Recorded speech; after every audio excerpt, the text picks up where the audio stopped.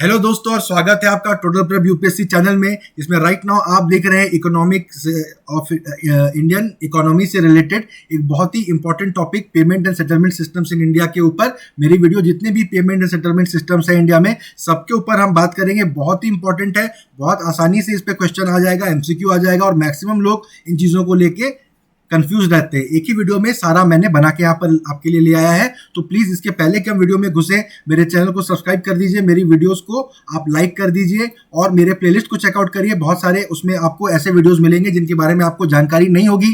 5-5, 10-10 minute के videos होंगे, तुरंत उनको देख लीजिए। लगे तो 2x स्पीड पे देख लीजिए, आधे टाइम में आप देख लेंगे और आप पूरे अप टू डेट हो जाएंगे for all current affair issues important for the UPSC 2020 prelims exam. ठीक है दोस्तों, चलिए इस वीडियो में चलते हैं। पहला जो पेमेंट एंड सेटलमेंट सिस्टम हम देख रहे हैं that is the electronic clearing system known as ECS credit. ठीक है, ये क्रेडिट पुश फैसिलिटी है या वन टू मेनी फैसिलिटी है। ये मेथड यूज किया जाता है फॉर लार्ज वैल्यू या बल्क पेमेंट के लिए, जहाँ पे रिसीवर का अमाउंट है वो इंस्टीट्यूशन की तरफ से पेमेंट क्रेडिट हो जाता है मेकिंग द पेमेंट। ठीक है, लोगों की सैलरी वगैरह जो आती है बैंक की तरफ से इंटरेस्ट सबको दिया जाता है। इस तरह के एक से वन टू मेनी याद रखिए। क्रेडिट यानी जमा होना। ठीक है, बैंकिंग की भाषा में क्रेडिट मतलब जमा होना होता है, डेबिट मतलब कटना होता है। ठीक है, ये आपको पता होना चाहिए। ठीक है, ये पेमेंट जैसे हर साल हाफ ईयरली ऐसा करके सैलरी, डिविडेंड या कमीशन देने के लिए किया जाता है। Over time it has become one of the most convenient methods of making large payments. ECS credit ये होता है, ये आप याद रखिए। क्रेडिट पुश फैसिलिटी है, वन टू मेनी होती है।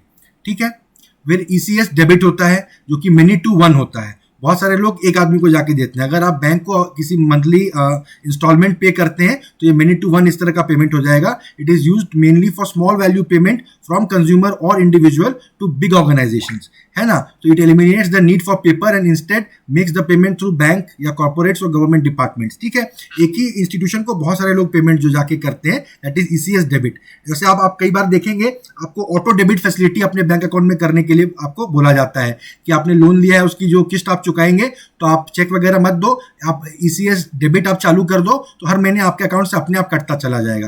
ये वही है, ECS credit was one to many, ECS debit is many to one. ये आपको याद रखना है। आप बस इतना याद रखिए कि आप जब किसी को पे करेंगे तो आपके अकाउंट से कट जाएगा।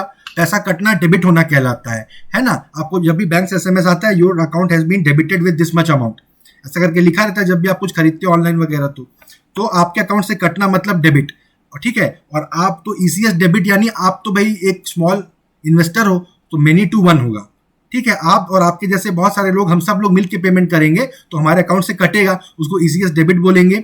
ईसीएस क्रेडिट यानी हमारे अकाउंट में आएगा, यानी कोई एक जन हम सबको अगर पेमेंट देगा तो ईसीएस क्रेडिट कहलाएगा वो। ठीक है, टेलीफोन बिल, इलेक्ट्रिसिटी बिल, ये सब चीजें इसके जरिए होती हैं। फिर आरटीजीएस यानी real time gross settlement. RTGS आपने सुना होगा कई बार, 2 लाख रुपए से ऊपर के लिए पेमेंट जिसमें आरटीजीएस के लिए किया जाता है। ये इस आरबीआई इस नेटवर्क को मेंटेन करता है। तो पहले दोनों को कौन मेंटेन करता है ये तो बताया नहीं। तो आरटीजीएस जो है ये फंड्स ट्रांसफर मैकेनिज्म है जहां ट्रांसफर ऑफ मनी एक बैंक से दूसरे बैंक पर होती है रियल टाइम यानी राइट नाउ। अभी बोला ट्रांसफर तो अभी ट्रांसफर, और ग्रॉस यानी बल्क में होती है। This is the fastest possible money transfer system through the banking channel. ठीक है, सेटलमेंट में रियल टाइम में होने का मतलब पेमेंट्स ट्रांजैक्शन जो ऐसा नहीं कि 48 घंटे बाद आएगा, है ना। कई बार आप देखते हो ना कि पैसा कट गया वो 48 घंटे बाद वापस आएगा, ऐसा नहीं होगा। जब गया तब तुरंत चले जाता है। ये ट्रांजैक्शन जैसे गया तुरंत सेटल कर दिया जाता है। ग्रॉस सेटलमेंट मतलब transaction is settled on one to one basis without bunching with any other transaction. ठीक है, एक ट्रांजैक्शन एक बार में सेटल किया जाता है, बहुत सारे ट्रांजैक्शन एक साथ नहीं किए जाते हैं। Considering that money transfer take place in the books of the RBI, the payment is taken as final and irrevocable. RBI conduct करता है ये पूरा ट्रांजैक्शन। आरबीआई के अकाउंट में ट्रांजैक्शन हो गया, एक बार हो गया, वापस नहीं होगा। आरबीआई के खाते में जाके आपको चेंज करवाना आसान काम नहीं है। ठीक है, देखिए आरटीजीएस उन्होंने रियल टाइम मतलब दिन भर जैसे करोगे तुरंत नहीं होता, कभी कभी होता है। 7 बजे चालू होता है, फिर कस्टमर ट्रांजैक्शन के लिए 6 बजे बंद हो जाता है। फाइनल कट ऑफ देखिए 7:45 पे बंद हो जाता है। ठीक है, इंटर बैंक आपके लिए 6 बजे बंद हो जाएगा, फिर बैंक आपस में ट्रांसफर करेंगे तो वो 7:45 तक हो जाएगा। फिर इंट्रा डे लिक्विडिटी रिवर्सल, ये चलिए एक टेक्निकल टर्मिनोलॉजी है, उसको आपको जानने की जरूरत नहीं है। 7:45 से 8 बजे तक ये चलता है आइडियल रिवर्सल। फिर एंड ऑफ डे जो है 8 बजे उनका खत्म हो जाता है मामला। आरटीजीएस सुबह 7 से रात के 8 बजे तक होता है। तो मुझे रात के 8 बजे के बाद ट्रांजेक्शन करना है तो उसके लिए फिर इंट्रोड्यूस किया गया था आईएमपीएस, खैर आईएमपीएस बाद में आएगा। एनईएफटी देखिए, एनईएफटी नवंबर 2005 में स्टार्ट किया गया था, क्योंकि इंडिविजुअल फर्म्स और कॉर्पोरेट्स को इलेक्ट्रॉनिकली पैसा किसी भी बैंक ब्रांच से किसी भी इंडिविजुअल किसी भी दूसरे बैंक ब्रांच में ट्रांसफर करने का अलाउ करता है। ठीक है, ये इलेक्ट्रॉनिक मैसेज के थ्रू किया जाता है, ये रियल टाइम आरटीजीएस जैसा नहीं है, hourly batches are run in order to speed up the transaction. ठीक है, एनईएफटी में हर घंटे 4 बजे, 5 बजे, 6 बजे, 4 से 5 के बीच में आप एनईएफटी के थ्रू पैसा ट्रांसफर करोगे तो 5 बजे ट्रांसफर होगा, 5 से 6 के बीच में करोगे तो 6 बजे ट्रांसफर होगा। ठीक है, इस तरह से एनईएफटी में होता है, आरटीजीएस में तुरंत हो जाता है। लेकिन जनरली यहाँ पर लिखा नहीं है, पर मैं जितना जानता हूँ आरटीजीएस 2 लाख से ऊपर के अमाउंट का होता है, 2 लाख से कम के अमाउंट का लोग एनईएफटी के थ्रू करते हैं। एक Indo Nepal remittance facility scheme है। देखिए इंडिया नेपाल के इतने घनिष्ठ संबंध है कि अलग से एक स्कीम चलती है इंडिया नेपाल के लिए। ये क्रॉस बॉर्डर रेमिटेंस स्कीम है to transfer funds from India to Nepal, from Nepal to India नहीं। इंडिया के लोग नेपाल में नौकरी कर रहे हैं, वहां से पैसा भेजेंगे, ऐसा नहीं होता है। नेपाल के लोग इंडिया में आते हैं, यहाँ नौकरी करते हैं, यहाँ से घर पैसा भेजते हैं। एनईएफटी के तहत इसको इंप्लीमेंट किया गया है। ये एक सेफ और कॉस्ट इफेक्टिव एवेन्यू है to migrant Nepalese workers in India to remit money back to their families in Nepal. एक रेमिटर जो है अप टू 50,000 रुपया ट्रांसफर कर सकता है from any of the NEFT enabled branches in India. The beneficiary would receive funds in Nepalese rupees. यहाँ से वो इंडियन रुपीज में ट्रांसफर करेगा, वहां उसको नेपालीज रुपीज में पैसा मिल जाएगा। कोई झंझट नहीं, कोई पैसा करेंसी ट्रांसफर करो, कुछ नहीं। नेपाली जो नागरिक हैं उनके लिए बहुत बढ़िया हमारे देश ने देखिए कितनी अच्छी सुविधा बना के दी है। फिर हम आते हैं आईएमपीएस पे। मैक्सिमम पेमेंट हम लोग जो करते हैं आईएमपीएस, अभी करो तुरंत पेमेंट होता है। ये एनपीसीआई का इनिशिएटिव है। वो देखिए आपको आरटीजीएस था आरबीआई का, है ना, ये अब हम आ गए हैं आईएमपीएस, ये एनपीसीआई का है। It is a service through which money can be transferred immediately, एक अकाउंट से दूसरे अकाउंट में with in the same bank और अकाउंट्स अक्रॉस अदर बैंक्स। किसी भी बैंक में भेजो, आप जो भी पेमेंट करते हो मैक्सिमम आईएमपीएस के थ्रू ही करते होगे। रजिस्ट्रेशन पे क्या होगा, जो भी इंडिविजुअल है उनको एक एमएमआईडी या मोबाइल मनी आइडेंटिफायर कोड दिया जाता है उनके रिस्पेक्टिव बैंक के लिए।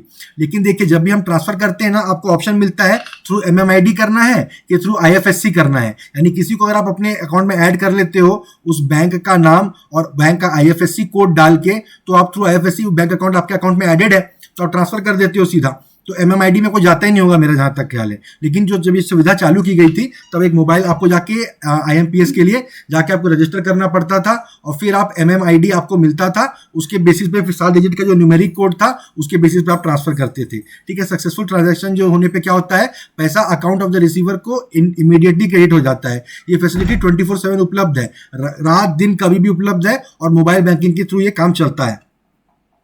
कुछ बैंकों ने ये service through internet banking profile of their customers भी उपलब्ध करानी चालू कर दी है। कुछ बैंकों ने क्या, मतलब state bank, Kotak Mahindra bank, इस तरह के बैंक तो भाई पूरा देते हैं। आप ऑनलाइन बैंकिंग में जाइए, आईएमपीएस से पैसा ट्रांसफर कर दीजिए, कोई बात ही नहीं, मोबाइल इसमें बीच में आने की जरूरत ही नहीं है। जो most banks offer this facility free of cost to encourage paperless payment system. लेकिन आईसीआईसीआई बैंक और एक्सिस बैंक है दोनों जो एकदम दुनिया जहान में निराले हैं, जो इसके लिए एनईएफटी का पैसा चार्ज करते हैं आईएमपीएस पैसा ट्रांसफर करने के लिए।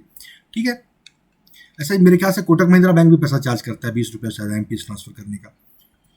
फिर देखिए यूपीआई आ गया आज की डेट में, यूनिफाइड पेमेंट इंटरफेस। अधिकतर ऑनलाइन पेमेंट वगैरह आप लोग जो करते होंगे, कई लोग यूपीआई, भीम यूपीआई भारत सरकार का है, उसके थ्रू करते होंगे।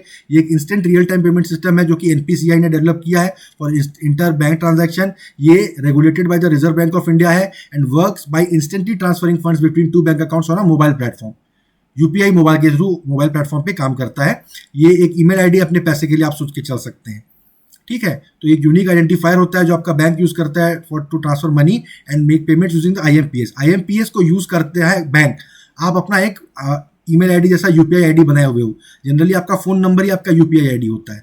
आपका फोन नंबर @APL जो है अमेजॉन वाला यूपीआई होता है। आपका फोन नंबर @UPI वो आपका भीम यूपीआई वाला यूपीआई आईडी होता है। ठीक है, IMPS is faster than NEFT and let's you transfer money immediately. NEFT में आपको पता है घंटे में ट्रांसफर होता था, आईएमपीएस में तुरंत होता है, अभी करो अभी होगा। तो यूपीआई वाले लोग जो है आईएमपीएस का इस्तेमाल करते हैं। ठीक है, तो online payment will become much easier without requiring a digital wallet और क्रेडिट और डेबिट कार्ड। आखिरी में हम आते हैं Bharat bill payment system BBPS. इसके बारे में पर्सनली मैं नहीं जानता हूं, मैंने भी आज ही पढ़ा है। ये एक इंटीग्रेटेड बिल पेमेंट सिस्टम है in India offering interoperable and accessible bill payment service to customers through network of agents enabling multiple payments modes. Network agent के थ्रू आप बिल पेमेंट कर सकते हो, बिजली बिल वगैरह। ये अभी भी इंप्लीमेंटेशन स्टेज में है, ये 2014 में इसके लिए गाइडलाइन आया गया। ठीक है, उसके बाद यानी देखिए ये पेज अपडेट नहीं हुआ है, तो बीबीपीएस जो है अभी भी इंप्लीमेंटेशन स्टेज में ही है, ऐसा आप मान के चल सकते हैं। थैंक यू गाइज, ये थी मेरी पेमेंट सिस्टम्स की कवरेज। मुझे उम्मीद है कि मेरा अप्रोच आपको पसंद आया होगा। प्लीज़ वीडियो के डिस्क्रिप्शन को चेक करिए, बाकी जो वीडियोस मैंने अपलोड किए हैं आज उनको चेकआउट कर लीजिए और मेरे चैनल को सब्सक्राइब कर दीजिए। प्लीज़ मेरी वीडियो को लाइक कर दीजिए। जो आपको समझ में नहीं आया है मुझसे आप कमेंट सेक्शन में पूछ सकते हैं। थैंक यू गाइज, मिलते हैं कल।